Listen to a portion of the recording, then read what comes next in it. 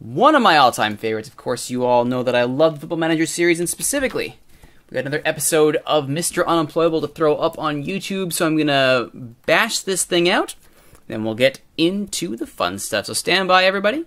Here we go. Hello, everybody. My name is Rituro, but you can just call me Mr. Unemployable. We are still in Northern Ireland, if you can believe it. Yes, not only that, not only am I still alive with this club, I'm on something of a bit of a tear here.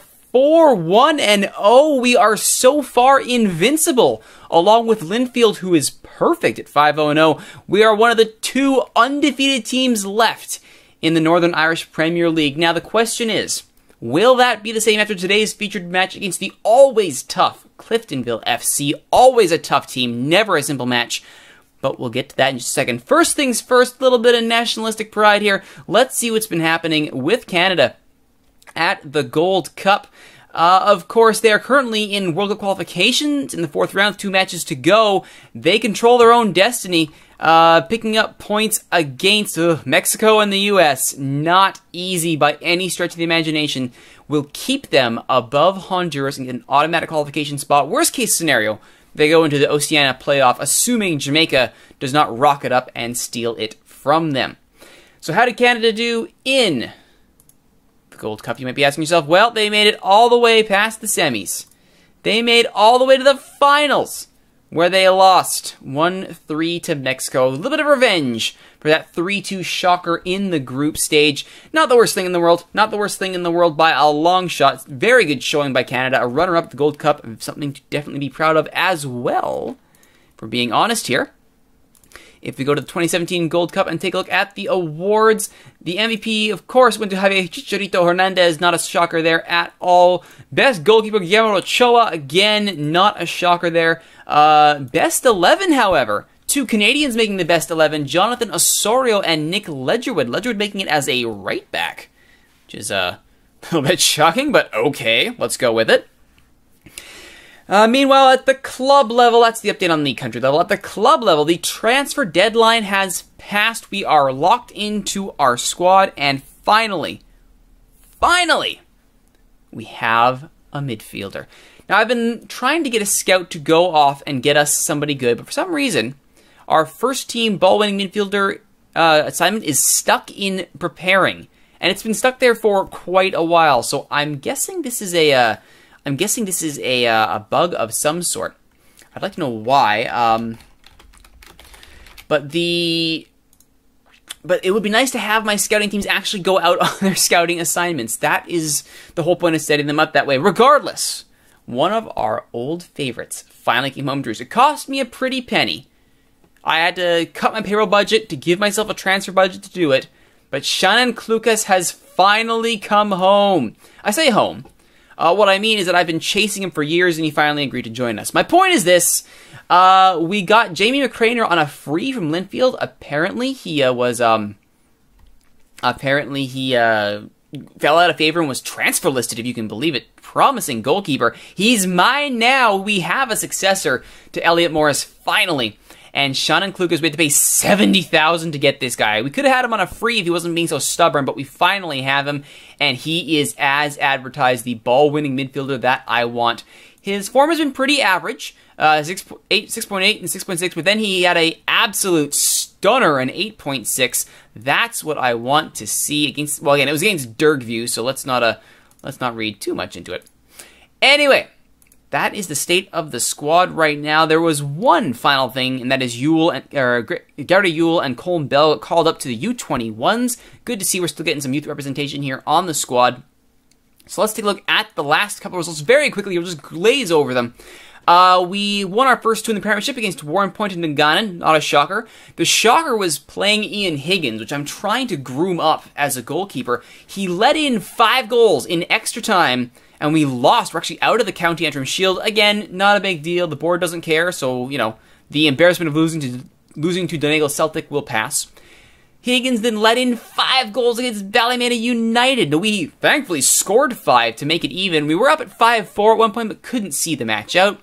I then flipped back to Morris, and Dundalin and Dirkview, 2 should-be wins. And we got him.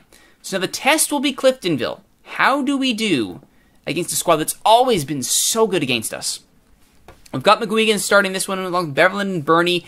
Addis is out still with a fractured wrist, 2 to 4 weeks left. Man, it was not good losing Addis, part of the brick wall at the back there. Thankfully, Beverland has finally gotten over his jitters and seems to be performing a little bit better for us, as you can see.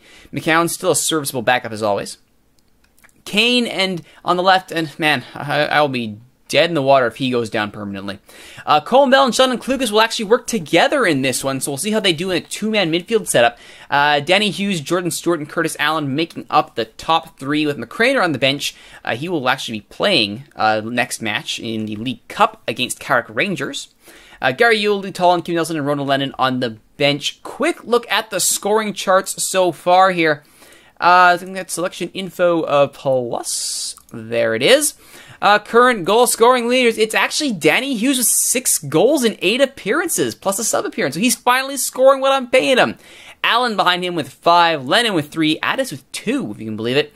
And then single markers each for McCown, Kane, Bell, Tolland, Nelson, McKee, McCaffrey, and Mullen. It was actually a screamer that Mullen scored off the underside of the bar and in. Lovely shot. He's certainly living up to the task of getting groomed for first team duty. So let's get to today's featured match against Cliftonville FC. I feel a lot better having Klukas, not going to lie, but there is a ton of pressure for him to actually perform now, because that's $70,000 transfer fee. Cutting into our payroll to do it, hoping he lives up to the billing. I'll give a number here to McCraner. Let's give him 12. All right. We will be the 7-4 underdogs against the 5-4 favorites of Cliftonville. Our unbeaten start to the season on the line. Mark Joe Gormley, well, duh. He's been eating us alive. Come on, guys. Show me what you can do. They're buying it. That's what I want to see. Klukas still not quite buying it, but then again, considering how long he spent fobbing me off, I'm not totally surprised. And away we go! It's an away match. Glentron in their green and black with the red sleeves. Cliftonville in all red.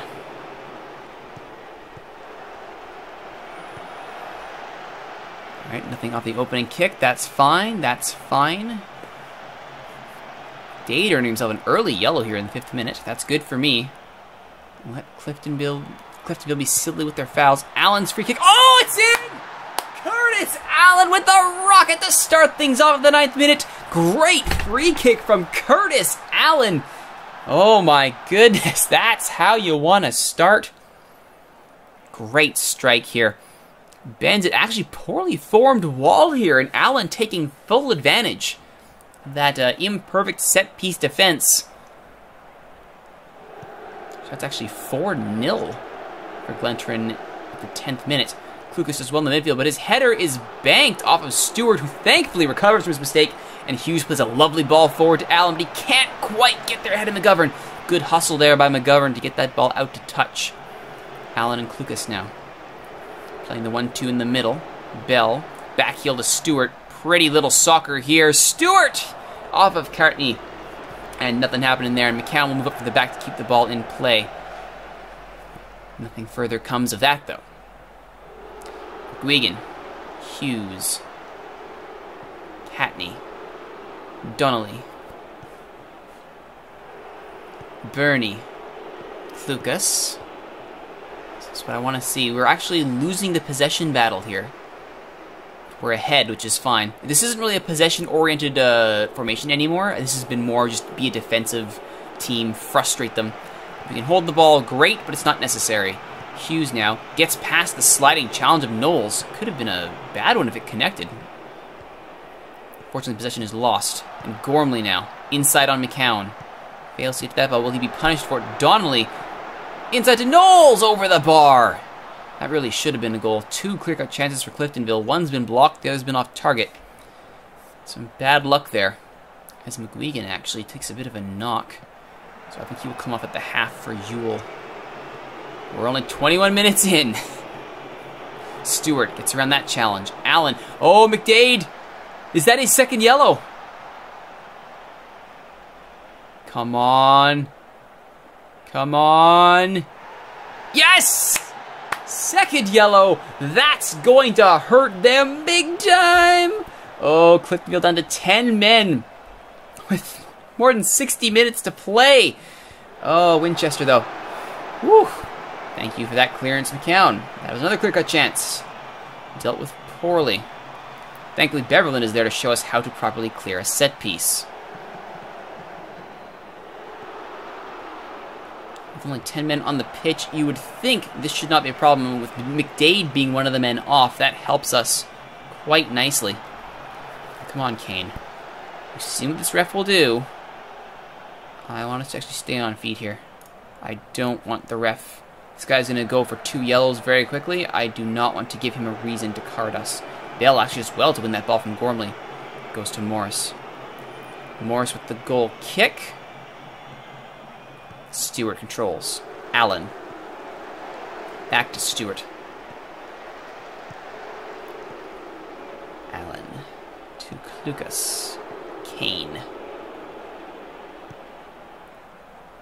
Kane holding here. Back to Klukas. Bell.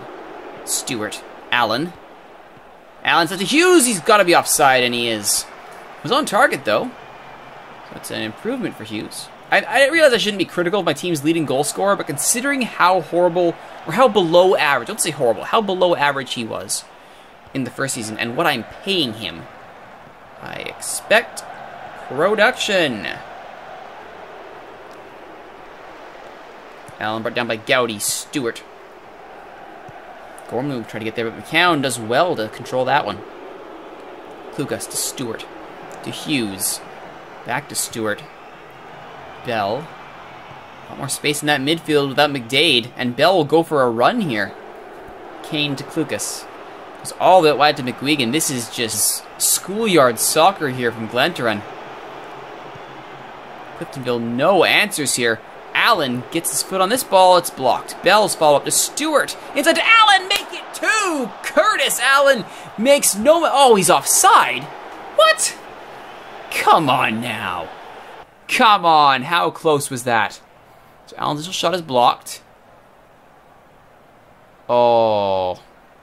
I don't know. Oh, I guess that's... Yeah. Ugh. Ever so close. Ever so close. Yikes. Oh well. There's still 1-0 at the half. That free kick goes nowhere. 1-0 at halftime. Very nice. Alright, so what we've seen here is that we have we've taken advantage of a... Oh, I spoke too soon. Off the free kick, Callum Burney gets his first of the season. The defender off the set piece at the very death of stoppage time. Allen's free kick is a nice one, a bit low, but Burney takes a touch, settles it, and in the back of the net. You don't expect your central defenders to pull that off, but he did. Oh my goodness me. Fantastic. Ewell will now come in for McGuigan. And I believe we will start the second half. Ewell very fresh here. Off the bench, Allen hits the wall. Free kick still not his specialty. Still not by a long shot. Oh, we have somebody injured, actually. Who is that? Andy Mooney for Joe Gormley. Good, Gormley's off. Oh, Johnny Flynn. He is a defender. Lovely. Actually, they've dropped down to 1 striker. Excellent. Keep an eye on him, please. Free kick. Flynn trips Allen. Given a warning. Great position here for this free kick. Just wide. No one actually managed to get on the end of that. Looked like he was looking for a header or a touch of some sort. Nothing there. And Knowles will get himself a yellow. Allen, another chance at the free kick. Oh, just wide. He wants 2. He wants 2. Alright, who do we got here? Oh, this might actually be a card. If it is... Oh, it's Ewell. Ewell, come on. Oh, just a warning. Good. Alright, let's bring off... whom? I'd love to bring off a central defender. If I could. Sadly, I can't. Okay, let's bring off... Hughes isn't having the best day at the office, is he? Let's go... like so. Put Lennon in the center. Actually, no. We'll have him out right. We'll leave him as a deep-lying... What is it? No. We'll put him in the center. Center as the target forward. Stewart as the... Actually, he's not bad as a poacher, is he? Alright then. Have a run, son. See what you do. Alrighty. Fresh attacker up front.